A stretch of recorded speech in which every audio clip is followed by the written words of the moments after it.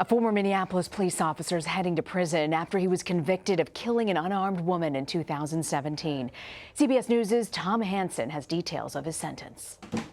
Mohamed Noor, I hereby remand you to the custody of the Commissioner of Corrections. Former Minneapolis police officer Mohamed Noor was sentenced to 12.5 years in prison for killing Justine Damond outside her home.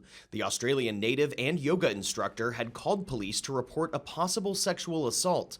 The 40-year-old was killed just weeks before she was set to marry her fiancé, Tom Damond, who spoke in court. I don't understand how such a thing could happen to you and to us. Damond was shot when she approached Noor's patrol car in an alley behind her home in July 2017.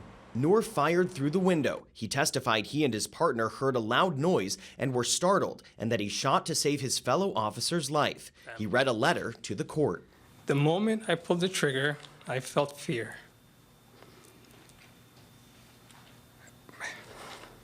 When I walked around, I saw Ms. Ruszczyk dying on the ground. I felt horror.